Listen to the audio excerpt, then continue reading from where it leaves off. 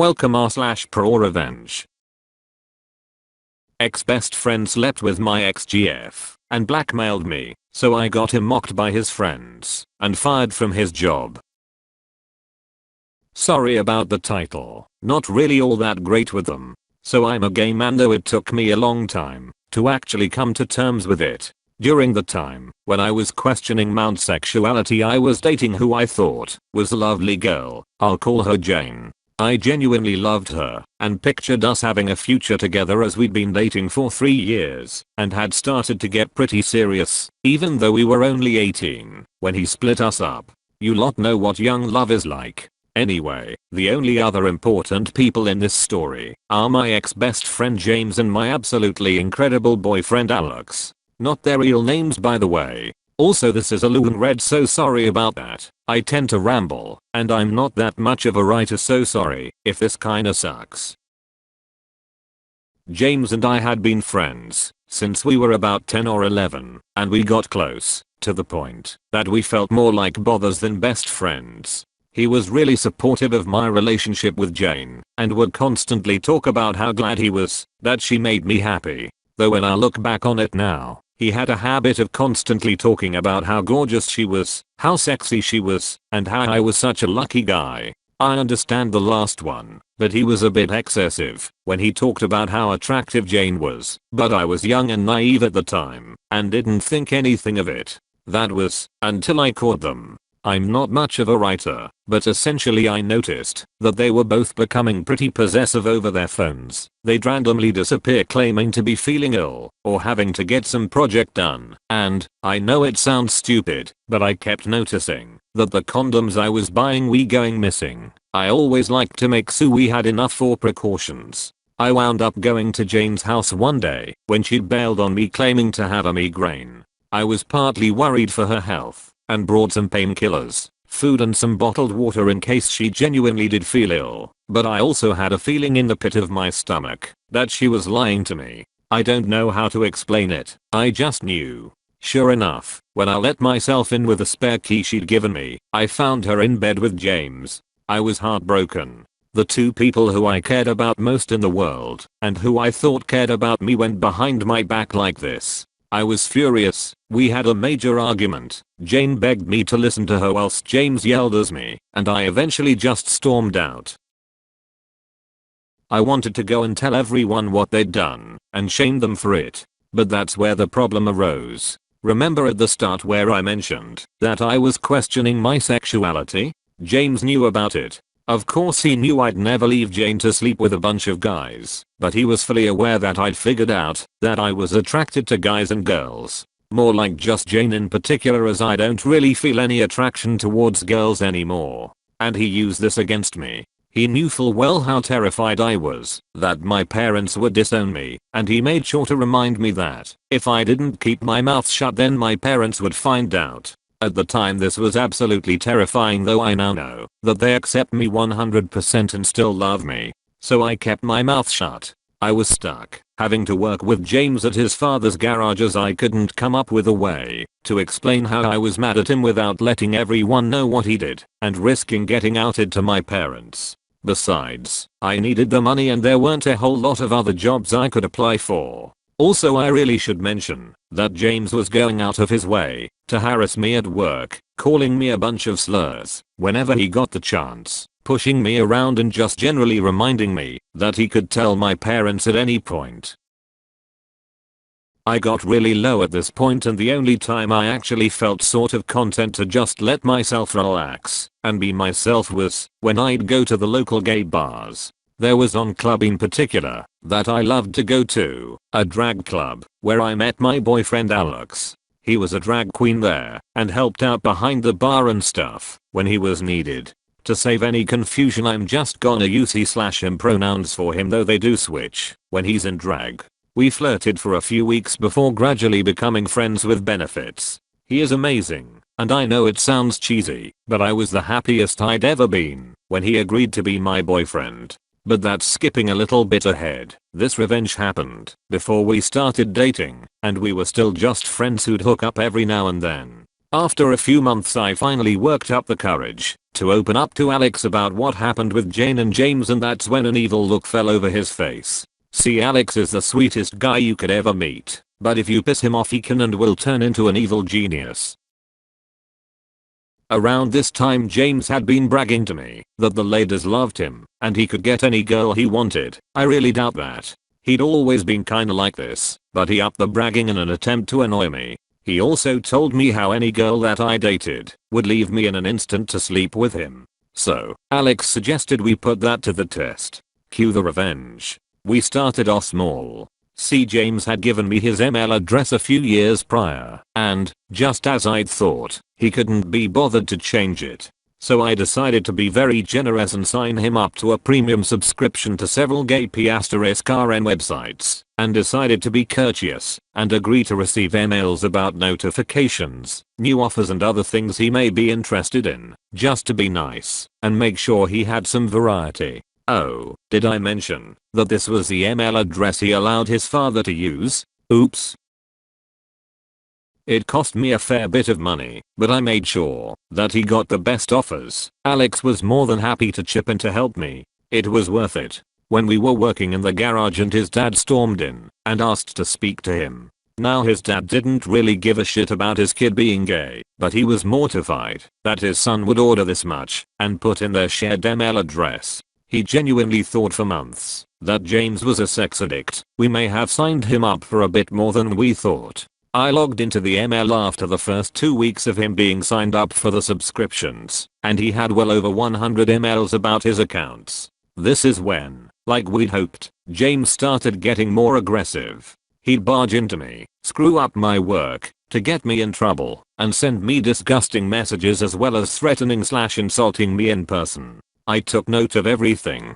I kept a notepad to log the dates and times of the incidents, and kept a detailed description of everything he did, every insult and every threat. I'd screenshot all the messages from him, and record every insult and threat that he'd hurled at me on my phone. Alex helped me organize all of this onto files, and then we saved it all onto a hard drive. This would be important for later. This is when we decided to move on to the next phase of our plan. The girlfriend. And no, not Jane. Also, I should mention that he and Jane split up only a couple of weeks after I found out about the affair. They were never gonna last.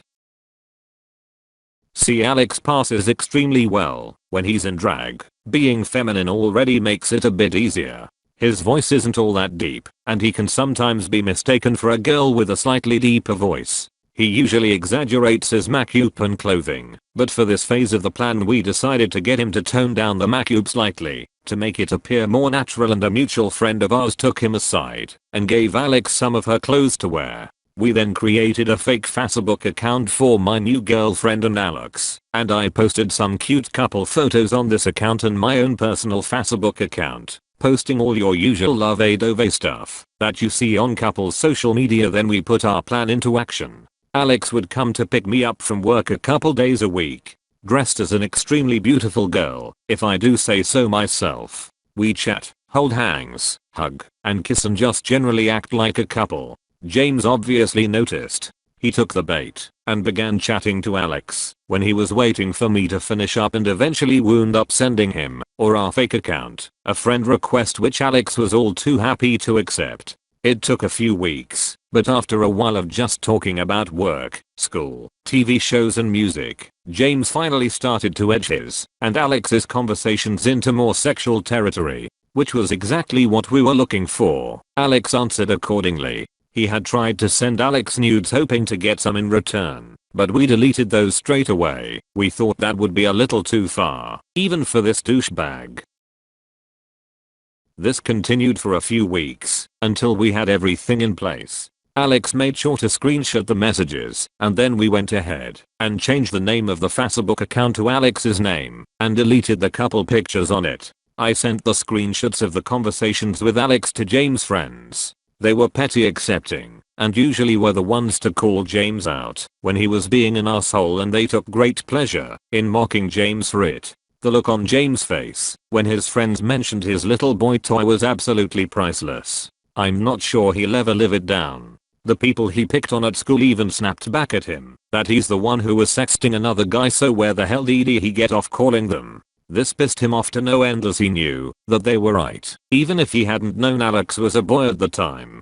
James also had the sort of expected reaction and started sending Alex a bunch of hateful messages and threats, only helping our case as we'd screenshot the messages and added to the folders on the hard drive. Once I had what we thought was enough evidence, I decided to take it all to James' dad, mine and James' boss, and explained everything that was going on. From the cheating with Jane to the blackmail and threats, he just sat there and listened, allowing me to show him the proof I'd gathered. He did find the petty revenge with Alex in drag petty funny, but the rest of the time his face was just kind of blank, with a hint of anger in his eyes. He thanked me for the information and went off to speak with his son. James got fired on the spot. I agreed not to go to the police as this could end up with some pretty bad press for his dad's company, and his dad was a pretty cool guy. I knew he was all talk, so there was no real threat of danger. I received an amazing reference from James' dad for a job I desperately wanted and eventually got, no doubt helped by said reference. James' parent flipped out with him. They refused to give him his job back and made him go out and actually put in the effort to get and keep a job. He had gotten used to being able to slack off as his dad owned the place and technically couldn't fire him. They also sold the car they'd been letting him use and told him to pay for a new one with his own money. It took him about 2 years to save up enough money to buy his new car. It all eventually came out about James and Jane's affair. As for the threats of outing me, Alex kindly reminded James that he had absolutely no proof of me doing anything, whilst his friends all knew about the sexual messages James had sent him. You know, another guy. It would look like he was just pointing fingers because of a little petty revenge. James' father had also assured me that my secret was safe with him, so the threats of blackmail were now non-existent. James got into college on a scholarship and started hanging out with a bunch of other douchebags. I found out through a mutual friend that James was still a homophobic prick at college and was terrorizing a couple of LGBT students, as well as making disgusting threats against a lesbian girl in his class. None of them wanted to do anything about this, however. Why? Because James had been lying to them and saying that his dad was one of the higher ups in the college or something. I didn't pay a whole lot of attention and I can't remember exactly who he said his father was, but it was enough to make these poor kids worry that they could be kicked out of college for speaking up about this. I decided to lend a helping hand with the help of our mutual friend. I emailed a bunch of the disgusting screenshots, recordings of some of the threats and some of the homophobic / racist / sexist things he'd posted on his Facebook page, which he had deleted before the college could see them, to the higher ups in the college. They were not happy with what they saw. They eventually revoked his scholarship after a few of the students, with some encouragement, spoke up about the harassment and threats. I honestly have no clue why he turned out like this. His parents are absolutely lovely, open-minded people. It's crazy. James' parents kicked him out after that. He stayed with his friends for a few months before he managed to get an apartment. Last I heard, he was working in a fast food restaurant, working to get into another college. I genuinely hope he bettered himself and that he can do well in his life. Everyone's capable of change, right? I'd also like to clarify that I didn't care all that much about getting back at Jane because, yes, she did have the affair, but I was getting some revenge on James for the blackmail and threats that came after it. Jane had showed me proof that she'd tried to prevent James from blackmailing me and told him to just let it go. If they'd both just stopped speaking to me after the affair, then this whole thing wouldn't have happened. I'd have been hurt and maybe a little awkward at work, but I wouldn't have went out of my way to get back at him. Though I did fill Jane's mother in on what actually happened and sent her some screenshots where Jane admitted to the affair. This was after I found out that she had told her mother that I was the one who cheated with a bunch of guys and girls, instead of the we just grew apart version that we'd agreed to tell our parents. From what I heard, her mother was not all that pleased with her. I also sent a few of the texts where she admitted to having an affair to her new boyfriend. Needless to say, he wasn't happy to find out that his abusive ex was actually just an ex who she'd cheated on. They're still together from what I heard, so all I can say to that guy is, good luck my dude. I eventually did end up coming out to my parents and they were surprisingly supportive, which was amazing. and Alex and I got together a year or two after these events, and we are still very much in love. Sorry if this doesn't count as a pro-revenge, but a couple of friends suggested I post it here. I know there's probably a bunch of spelling mistakes and the story might be a bit all over the place, but I'm not much of a writer, so my apologies. Thank you for watching. If you enjoyed the video, hit like. If you would like to see more, feel free to subscribe.